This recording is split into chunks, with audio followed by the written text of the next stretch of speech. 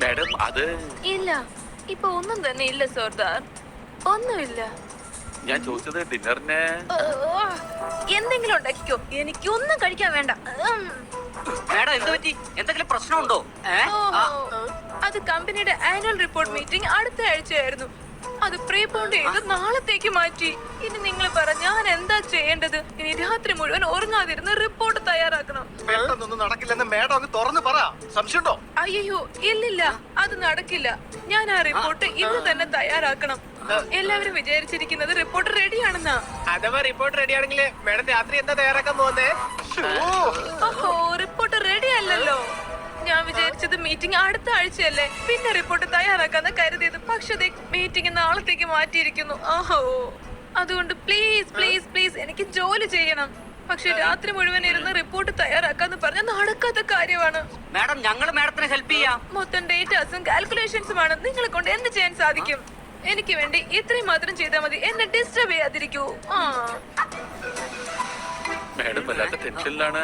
അതെ, അതുകൊണ്ട് മേഡത്തെ നമ്മൾ കൂടുതൽ ടെൻഷൻ ആക്കാതെ നോക്കണം. മേഡത്തിന്റെ ജോലി ചെയ്യട്ടെ. സംശയമുണ്ടോ? മാഡത്തിന്റെ ജോലി മാഡം നന്നായിട്ട് തീർത്താ മതിയായിരുന്നു. അതിനുവേണ്ടി മാഡത്തിന് ഇന്ന് ഞങ്ങൾ കാവലിരിക്കും.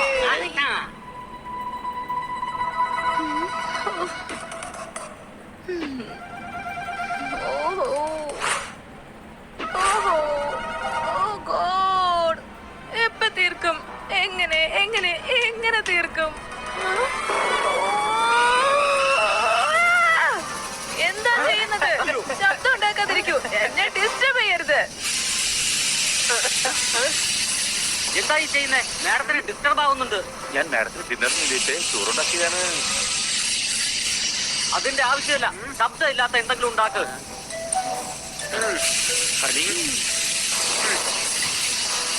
ഞാൻ ഗ്യാസ് ഓഫ് ചെയ്തു. ഇനി കുക്കറിന്റെ ശല്യം ഉണ്ടാവില്ല. അല്ല, ഈ ഗ്യാസ് ഓഫ് ആക്കിയിട്ട് കുക്കർ നേർന്ന് വിസിലടിക്കുന്നേ.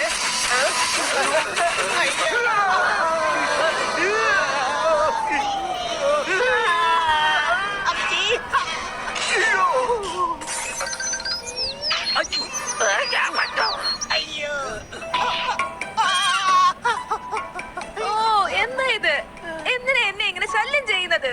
മാഡം അത് ചോറാണ്, അതായത് കുക്കർ.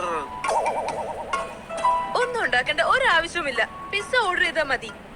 ഓ എന്റെ അമ്മച്ചി, എന്റെ കൈ ആകെ പൊള്ളിപ്പോയി. എന്നിട്ട് മേഡം അത് നോക്കിയത് പോലും ഇല്ല. അത് കുഴപ്പമില്ല റാണി. മേഡം ഭയങ്കര ടെൻഷനില്ല.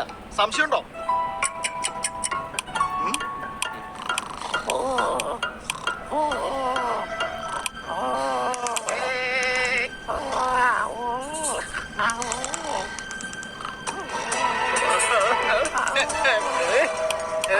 മേഡം അവിടെ ജോലി ചെയ്യുന്നത് കണ്ടോടെ നീ എന്താ ടി വി ഉണക്കി വെച്ചിരിക്കുന്നേ? അതെനിക്കറിയാം.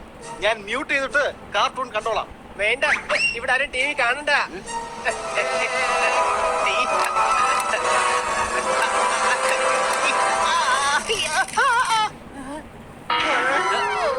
പണി, കറണ്ട് പോയിരിക്കാണ്.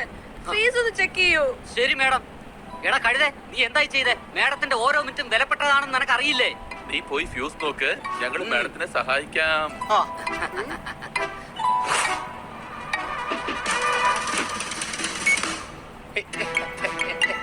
മാഡം, നിങ്ങൾ ജോലി ചെയ്തോളൂ, ഞങ്ങൾ ലൈറ്റ് കാണിക്കാം. ഓഹോ, സോ സ്വീറ്റ്.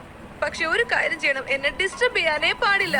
ഈ ലൈറ്റ് ഇവിടെ തൂക്കിട്ടിട്ട് നമുക്ക് എല്ലാവർക്കും കൂടി പുറത്തോട്ട് പോവാം. അപ്പൊ ഡിസ്റ്റർബൻസ് ആവില്ല മാഡത്തിന്. ഇപ്പൊ പറഞ്ഞത് ബുദ്ധിയാണ്. സംശയമുണ്ടോ?